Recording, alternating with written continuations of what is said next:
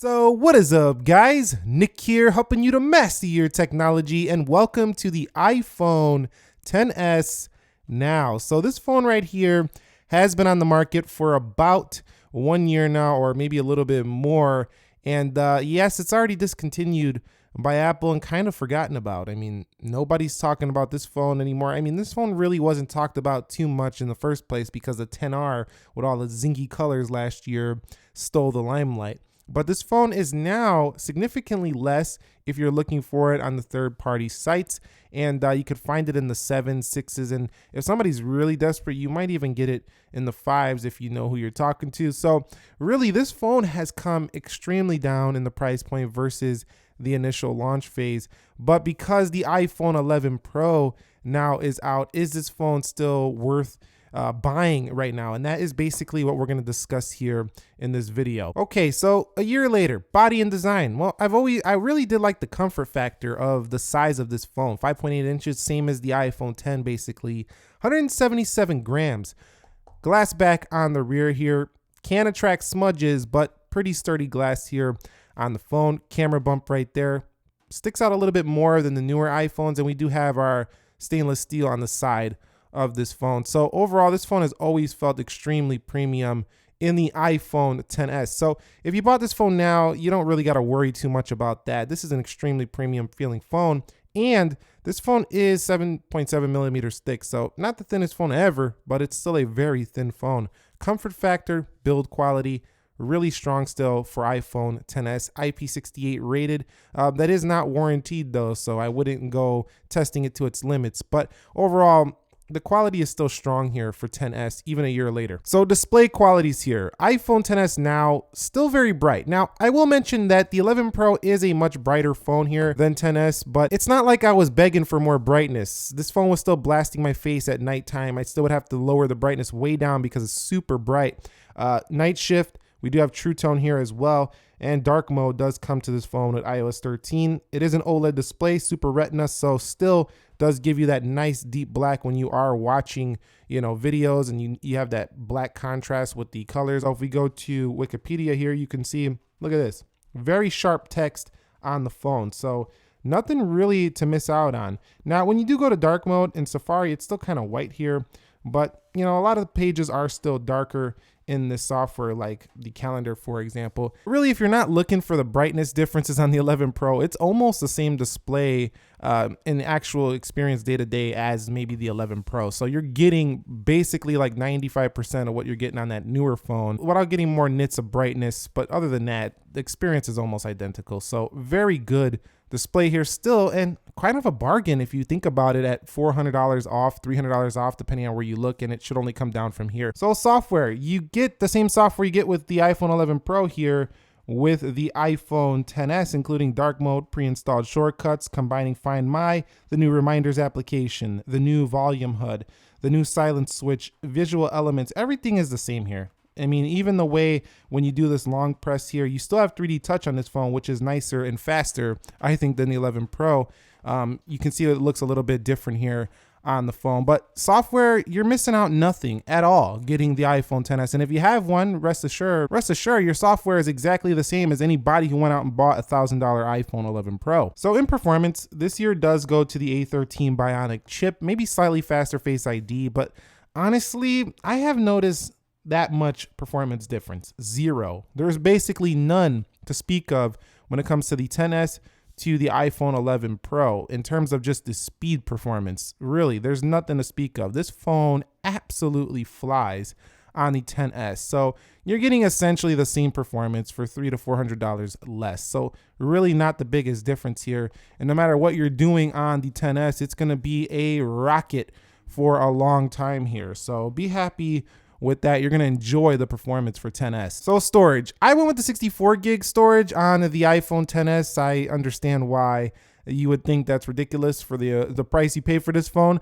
but you know what, you can get this older XS now with more storage, probably for less than a starting price of an 11 Pro. So now you get a better value in storage on this phone as well if you decide to get one now. So when it comes to camera quality, the iPhone XS still has top-notch camera and video quality. However, it is passed up by the iPhone 11 Pro, but not by so much that it makes this phone irrelevant. It still can do 4K 60 frames a second. And if you care more telephoto camera than wide angle, you might really prefer this option right here because it does give you that camera that you're looking for.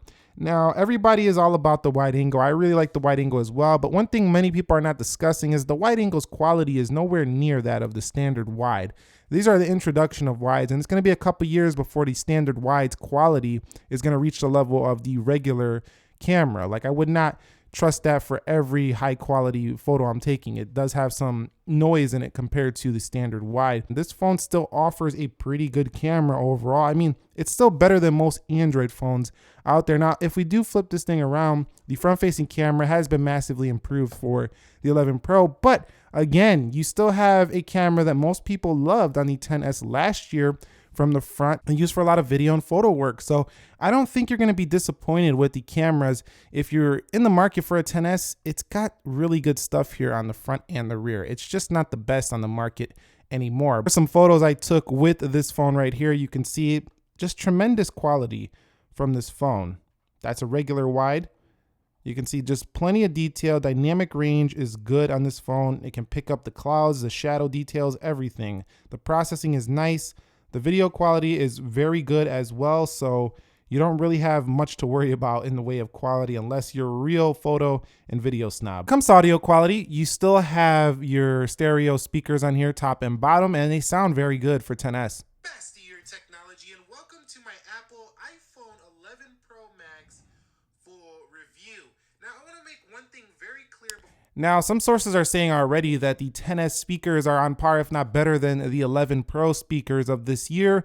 I'm hearing a pretty similar speaker on both devices, but that means that the XS is still strong in this regard. Of course, you don't have headphone jack. That's been gone for a while, but this phone right here has very strong external audio, and this is something I don't think phones get enough credit for lately, is that over the past few years, the speaker quality has been so good. I mean, these are almost like having little Bluetooth speakers in your pocket. I mean, they're not that strong, but still, they are pretty strong little speakers in these smartphones, at least the premier ones as of late. Now, when it comes to battery life with the iPhone XS, the 11 Pro is definitely much better, but this phone also was kind of the worst of the three last year, worse than the XS Max and the XR, but we say worse like it doesn't get through the day. It can easily get through the day if you're not the heaviest user. This phone has pretty good battery life. I think that the 11 Pro just has really impressive battery life. Like, that's why everybody's bragging about it, because it is really that good. But the XS is a day phone. It's easily a day phone if you're not a heavy power user. If you're a power user, no, this phone's not a day phone for you. But most folks doing their thing, going to work, going to school, can't use the phone the whole time. They're doing things with their life.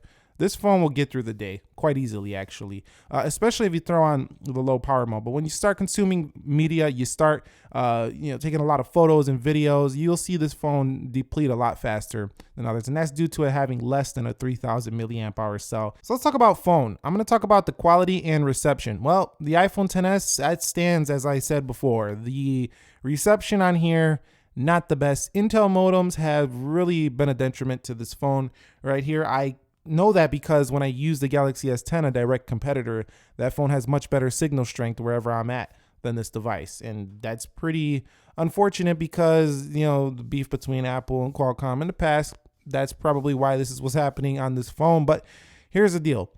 If you do live in a major metropolitan area and you get pretty good signal with your carrier, this is not going to be a big deal. And most people don't talk about this, but the XS's modems are not as good as the Qualcomm modems. They just aren't, period.